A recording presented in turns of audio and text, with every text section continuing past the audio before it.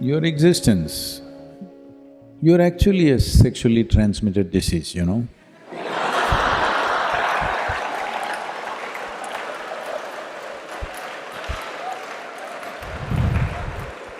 It is the basics of life, you are born because of that, I'm saying. Not your sexuality, somebody else's. So, we are born out of that. Should we end with that? That's a question. It is not about right and wrong, it is not about morality, it is about the limited nature of what it is. Do you want to be stuck in it forever? Or do you want to think, this is all bad, I don't want to touch it? No. I would say,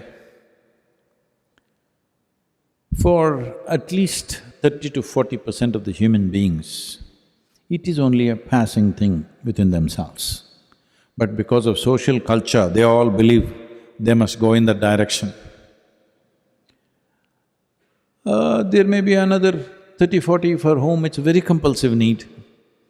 Another 30-40% are medium, they're like, they need it but not so compulsively. This is the nature of the population. I'm saying this with certain absolute sense of perception about this. Not everybody is on it all the time, but today society is cultivating them like this. If you're not it, you're not normal.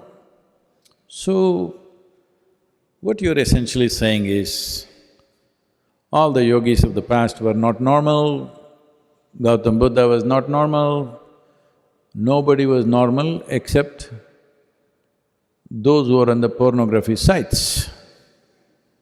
Nobody's normal. No, this is highly exaggerated sense of physicality. There is a physical body, it has come into existence only because of somebody's sexuality, isn't it? So, sex as a fundamental instinct in the body is one thing, it residing in your mind is another thing. That is happening because of a certain level of culture around you. That is happening because of somebody told you it is a sin, you should not think about it. It is just that there is a dignified way of conducting it.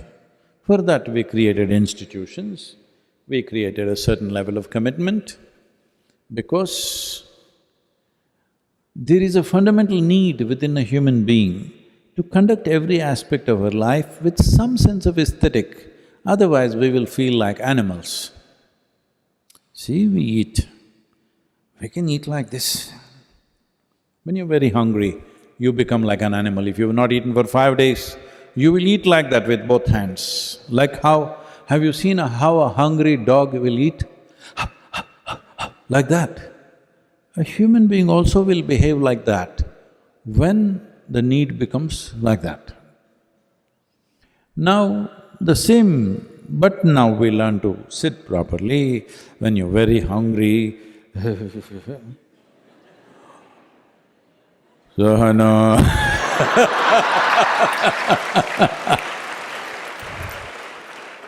some brahmachari is showing you his lung power.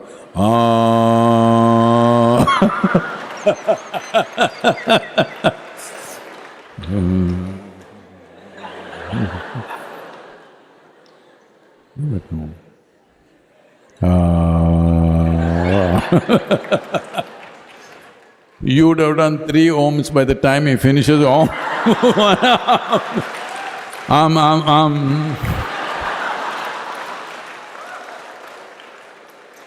Because when something is very needed for you, just if you wait 2 minutes, you will see what is compulsive becomes conscious. Food, sex, sleep and death. These are 4 things which are compulsive.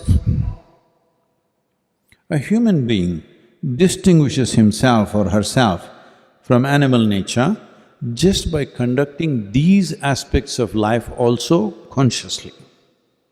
That is when, if you do these things like any other creature on the planet, the moment you see somebody like that, you say, "Oh, he's like animal, isn't it?"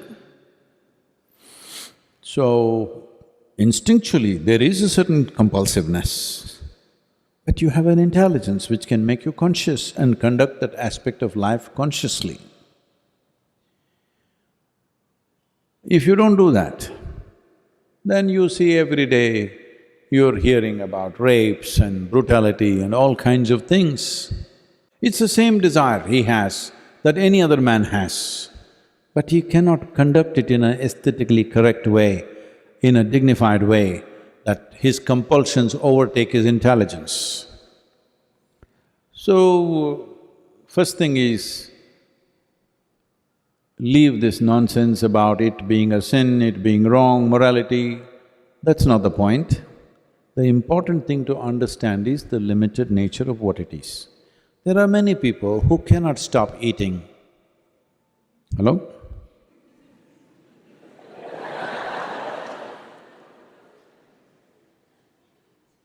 It's just a good thing about eating is, if you can't stop eating, it'll be immediately noticed by everybody who did not see you eating also.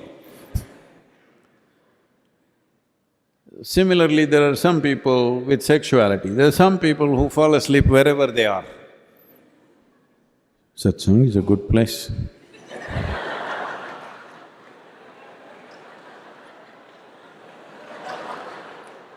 It's happening, it's okay.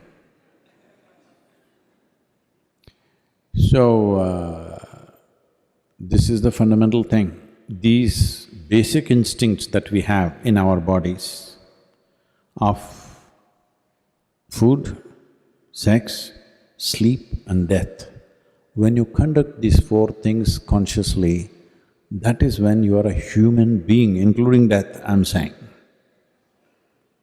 That is when you are a genuine human being. Otherwise, it's an evolutionary lapse. So what can I do, Sadhguru? It's evolution. No, that is the whole thing. Once you become a human being, evolution is by choice. Will you evolve or will you not? When you were a monkey, you did not choose to become human, but once you become a human being, what kind of human being do I want to be is your choice. At a certain moment of compulsion, you may think, I don't have choice. No, you have choice. You have not learned how to exercise that choice. Still instincts are there, but you can conduct it by choice, not by compulsion. That's the difference. All of you are born out of sex, but should you live for this for the rest of your life? This is a choice. This is a choice. It is an element of your body, it is not the whole of it.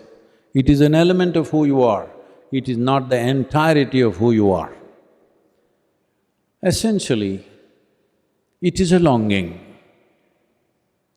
What we long for can be transformed, isn't it? When you were a child, you were longing for a peppermint. As you grow up, you long for something else. Right now, you're a young adult, you're longing for something. But longings keep changing, isn't it? This longing, will it change by the compulsions of time, or will it change by choice, by conscious choice? It is not about, you must give up this, you must give up that, you must become like this, you must become like that. There are also ways for that. That one who wants to transcend can transcend. It is not a giving up. If you transcend, you are free from everything. But the most important thing is, even when you're in it, are you a conscious choice or are you a compulsive animal? This is the thing, because the essential difference between a human being and animal is their instinctive reaction to life. We are a conscious response to life. Exercise that. It's all right, you don't have to feel guilty, you don't have to feel, oh, I'm sexually driven, so I'm not spiritual. You're driven, so you can make it into spiritual process. Instead of being driven, if you become the driver, that is the spiritual process. You want to be driven by something? or you want to be the driver? If you are the driver, that is the spiritual process. Namaskaram.